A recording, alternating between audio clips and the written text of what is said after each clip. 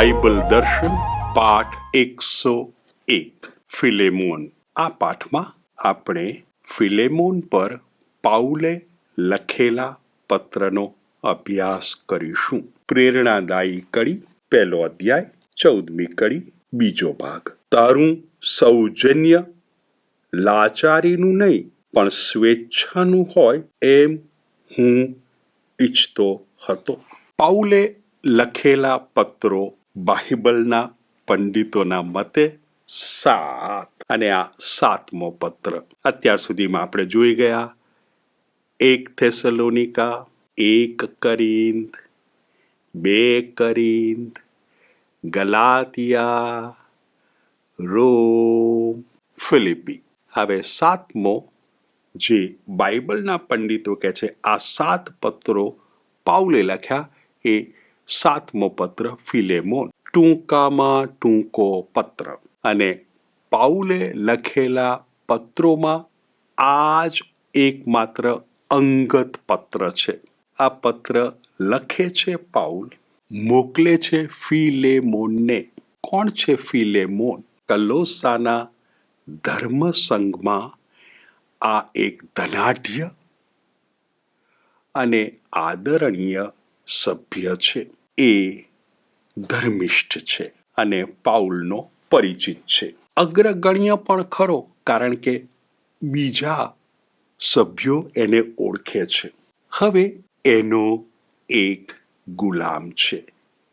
ગુલામનું નામ ઓનેસિમસ. ઓનેસિમસ આ ફિલેમોન માલિકના ઘરેથી નાસી ગયો, ભાગી છૂટ્યો. અને એ જાય છે, જ્યાં જવાય ત્યાં રોમ પહોંચે છે. સમય છે ઈસવીસન 60 થી ઈસવીસન 62 વચ્ચે. તે વખતે પાઉલ રોમમાં કેદખાનામાં છે અને ઓનેસિમસ પહોંચી ગયો છે રોમ. અને રોમમાં કેદખાનામાં પાઉલની સાથે અને પાઉલની સેવામાં, અને પછી તો ઓનેસિમસ ઈસુનો શિષ્ય બને છે, ઈસુનો અનુયાયી બને છે. જીવન એમ આગળ વધે છે ત્યાં એક વખત એપાફ્રાસ નામના એક ભાઈ, પાઉલના સાથી, પાઉલને કેદખાનામાં મળવા આવે છે અને ત્યાં જુએ છે ઓનેસિમસ. એપાફ્રાસ ઓળખી કાઢે છે, અરે આ તો પેલા અમારા ફિલેમોનનો ગુલામ. બસ એટલે હવે ઓનેસિમસ પોતાનો ભૂતકાળ પાઉલ આગળ રજૂ કરે છે. ગુલામ પ્રથાનો આ એક શિરસ્તો હતો, રિવાજ હતો. જો કોઈકનો ગુલામ મારે ત્યાં આવી ગયો, મને ખબર પડી એ કોનો ગુલામ છે, તો હવે મારાથી આ ભાઈને રાખી ન શકાય. પાઉલ માટે ખૂબ ખૂબ મદદરૂપ હતો. ઓનેસિમસ શબ્દનો અર્થ જ થાય છે લાભદાયી, મદદરૂપ. અને પાઉલ કેદખાનામાં છે, પાઉલની ઉંમર પણ ધીમે ધીમે વધતી જાય છે, એટલે એને કોઈકના ટેકાની જરૂર છે. એટલે ઓનેસિમસ એને માટે ખરેખર મદદરૂપ છે. પણ હવે જાણ થઈ કે આ તો ફિલેમોનનો ગુલામ છે.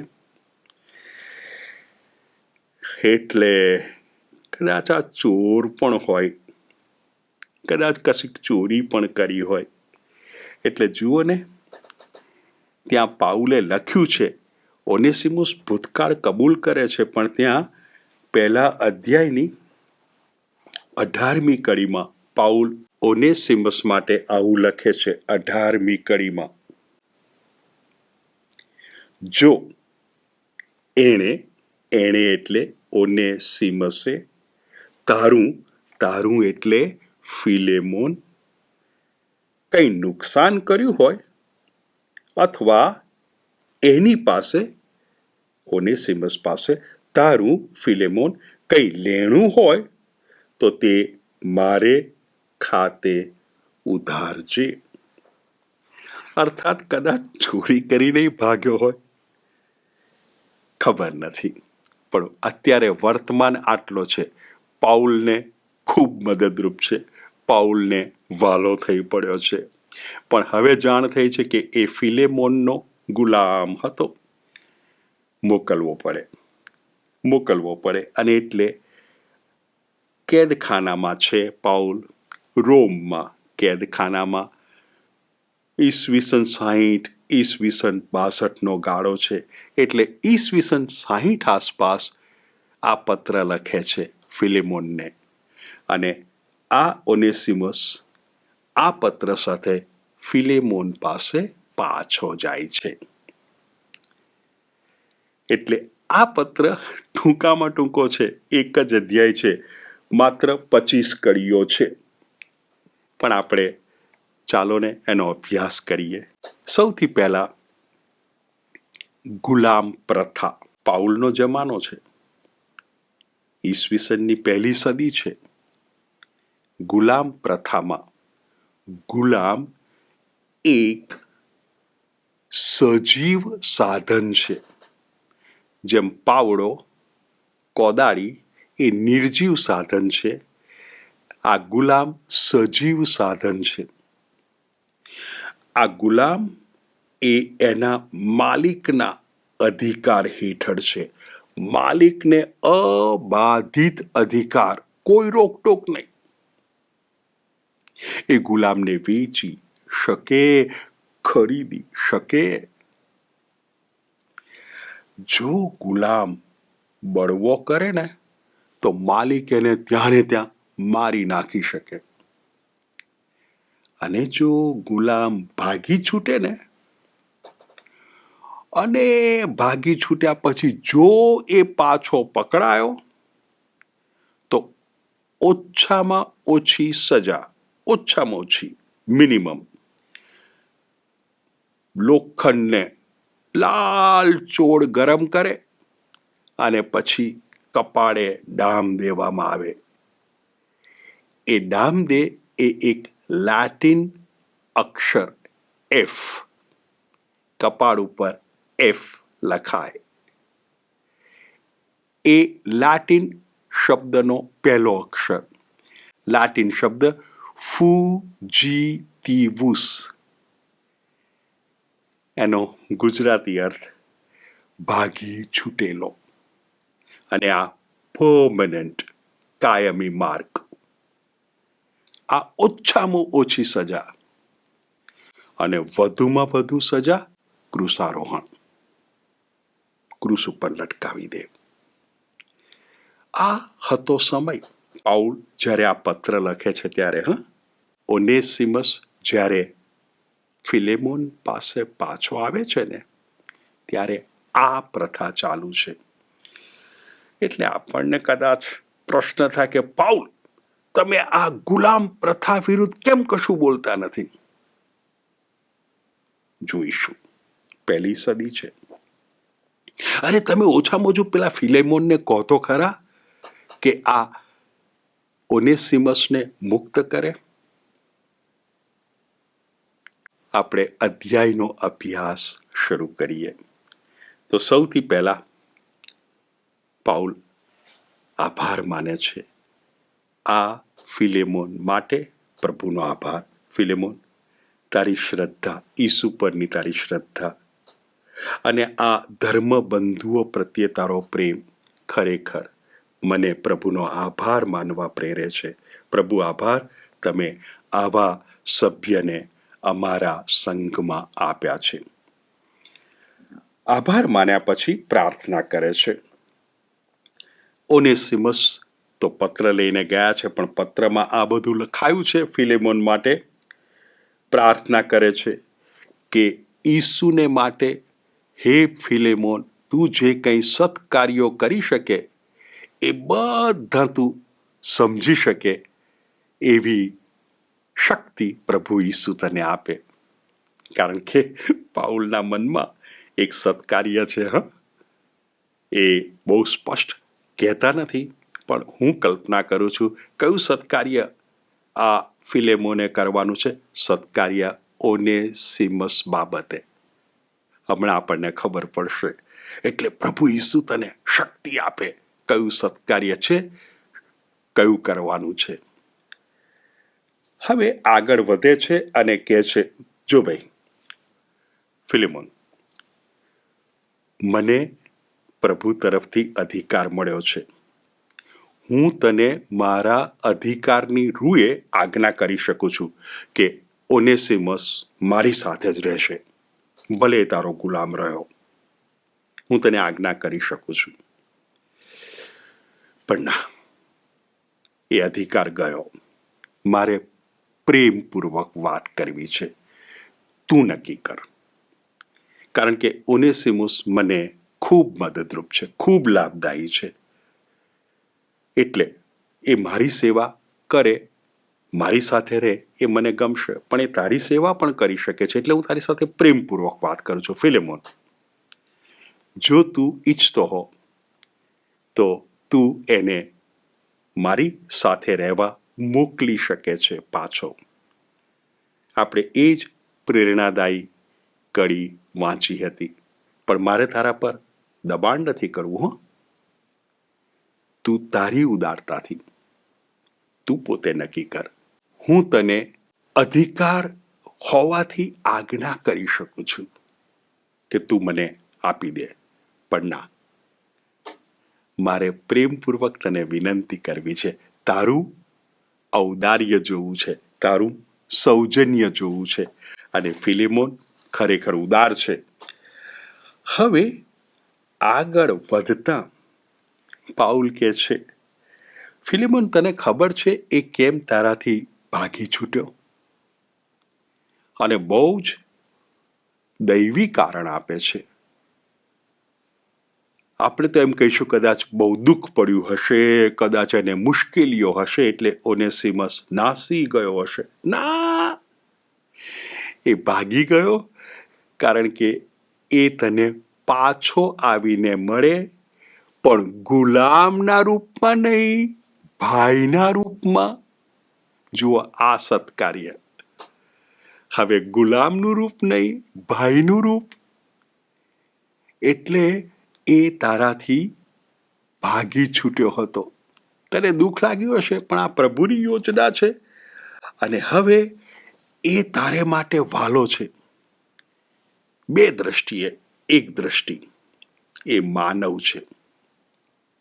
આપણે સાંભળ્યું કે ગુલામ પ્રથામાં ગુલામ એ સજીવ સાધન હતું, માનવ નહોતો. હવે એ માનવ છે, એક દ્રષ્ટિ. બીજી દ્રષ્ટિ એ ઈસુનો અનુયાયી છે. હવે તો તને વાલો થઈ જ પડે. આગળ વધે છે પાઉલ અને કહે છે, ફિલેમોન, જેમ તું મને અપનાવી લે છે ને, એમ મારી ઈચ્છા છે કે તું ઓનેસિમસને અપનાવી લે. અને કદાચ એણે તારું કશું નુકસાન કર્યું હોય ને, એ કડી પણ આપણે વાંચી ચૂક્યા છીએ, તો હું આપી દઈશ. કશું નુકસાન કર્યું હોય, કશું તારી પાસેથી ઉછીનું લીધું હોય ને પાછું ના આપ્યું હોય, તો હું આપી દઈશ. પણ એને અપનાવી લે, એને સ્વીકારી લે જેમ તું મને સ્વીકારે છે. પાઉલ કહે છે, ફિલેમોન, મને ખાતરી છે. આ પાઉલને ખરેખર એટલો તો ગાઢ સંબંધ હતો ને ભક્તો સાથે કે એ ખાતરીપૂર્વક બોલી શકતો હતો. મને ખાતરી છે કે હું જે કંઈ કહું છું ને એ તું બધું કરીશ, અરે વધારાનું કરીશ. અને ખરેખર એમ જ થાય છે. પણ ત્યાં પત્ર પૂરો થાય છે. પત્ર આ ખાતરીથી પૂરો થાય છે કે તું હું જે કહું છું એ બધું કરીશ જ. આપણે એ છેલ્લો ભાગ જરા વાંચી અને પછી થોડી બીજી વાતો કરીએ. 1 અધ્યાય અને એની 21મી કડી. તું ફિલેમોન, મારું પાઉલ, કહ્યું કરશે એવી ખાતરીથી હું લખું છું. મારા કહ્યા કરતાં પણ તું વધુ કરશે એ હું જાણું છું. હવે પ્રભુમાં શ્રદ્ધા, સાથે સાથે મારા આતિથ્યની તૈયારી રાખજે, કારણ મને આશા છે કે તમારી પ્રાર્થનાને જોરે મારું તમારે ત્યાં આવવાનું થશે. ક્યાં છે? રોમના કેદખાનામાં. ક્યાં છે? ફિલેમોન કલોસામાં. છૂટશે? જુઓ ને શ્રદ્ધા. પાઉલ, આભાર, તમે તો શ્રદ્ધાવાન છો. અને પાઉલ છૂટે છે. પછીથી એમને શિરચ્છેદ સ્વીકારવો પડશે. આપણે આ પાઠ પૂરો કરીએ એ પહેલાં એક બે બાબતની થોડી છણાવટ કરી લઈએ. એક સંત છે, સંત ઇગ્નાસ, શહીદ થયા. લોયોલાના સંત ઇગ્નાસ નહીં, મહાન શહીદ ઇગ્નાસ. એમણે એફેસસના ધર્મસંઘને પત્રો લખ્યા છે. એમાંના એક પત્રમાં એફેસસના ધર્મસંઘને શહીદ ઇગ્નાસે લખેલા એક પત્રમાં એક ધર્માધ્યક્ષ વિશે લખ્યું છે, અને એ ધર્માધ્યક્ષનું નામ છે ઓનેસિમસ.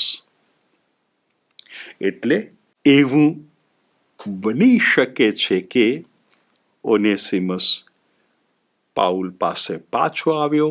ફિલેમોને એને આશીર્વાદ અને આશીષો અને ભેટ સોગાદો સાથે પાઉલ પાસે પાછો મોકલ્યો.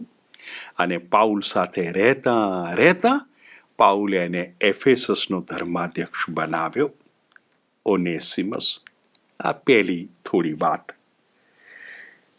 બીજી વાત, પાઉલ કેમ મોં ખોલતા નથી ગુલામ પ્રથા વિરુદ્ધ? પહેલી સદી છે. પાઉલના સમયની દુનિયાના સમાજમાં ગુલામ પ્રથા સ્વીકૃત હતી. પાઉલના લોહીમાં પણ એ ભળી ગઈ છે. એટલે ગુલામ વિનાનો સમાજ એ કલ્પના કરવી પણ શક્ય નથી. ગુલામ પ્રથા હતી જ. પહેલી સદી. બીજી વાત, પાઉલ માને છે કે જો ખ્રિસ્તી ધર્મએ જે હમણાં શરૂ થયો છે પહેલી સદીમાં, ગુલામ પ્રથા તો જૂની છે, પહેલી સદીમાં ચાલુ છે. આ નવા શરૂ થયેલા ખ્રિસ્તી ધર્મએ જો ગુલામોને બળવો કરવાનું પ્રોત્સાહન આપ્યું હોત, અથવા તો ગુલામોને કીધું હોત કે તમે તમારા માલિકોથી ભાગી છૂટો, તો ખ્રિસ્તી ધર્મને બળવાખોર ધર્મ તરીકે વગોવ્યો હોત. આ તો બળવાખોર ધર્મ છે. એટલે જુઓ, પાઉલ બહુ સુગ્ન, પ્રજ્ઞા ભરપૂર. ક્યાં બોલવું, કેવું બોલવું પાઉલ જાણે છે. ત્રીજો મુદ્દો, પાઉલ જાણે છે કે ખ્રિસ્તી શ્રદ્ધા એવી છે કે એક વખત ગુલામ પ્રથા નાબૂદ થશે જ. પણ અત્યારે સમય પાક્યો નથી. જો અત્યારે સમય ના પાક્યો હોય તો ગુલામોને પ્રોત્સાહન આપવાથી એમને ફાયદો નહીં થાય, ગેરફાયદો થશે. એટલે દુનિયામાં એવી કેટલીક બાબતો છે કે આપણે રાહ જોવી પડે. આપણે ગુજરાતીમાં આ પ્રજ્ઞા ભરપૂર કહેવત છે, ઉતાવળે આંબા ના પાકે, રાહ જોવી પડે. ચોથો વિચાર, પાઉલ સમજે છે કે ખ્રિસ્તી ધર્મ આંતરિક સ્વાતંત્ર્ય આપે છે. આ આંતરિક સ્વાતંત્ર્યને બાહ્ય અવસ્થા સાથે કશી લેવા દેવા નથી. દાખલા તરીકે, આ ભાઈ શિક્ષક, આ ભાઈ વિદ્યાર્થી, બાહ્ય અવસ્થા શિક્ષક વિદ્યાર્થી, પણ આંતરિક અવસ્થા સ્વાતંત્ર્ય.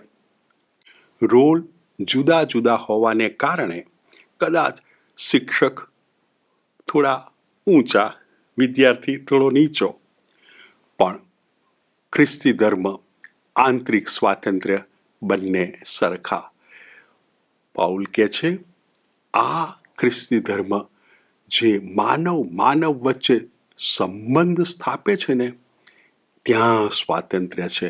એટલે હવે માલિક નથી, ગુલામ નથી. હા, રોલ માલિક, રોલ ગુલામ, પણ બંને ખ્રિસ્તી હોવાને કારણે સમકક્ષ. અને આ રીતે પાઉલે ભલે પહેલી સદીની ગુલામ પ્રથા વિશે કશું નથી કીધું, અને છતાં ઘણું કીધું છે.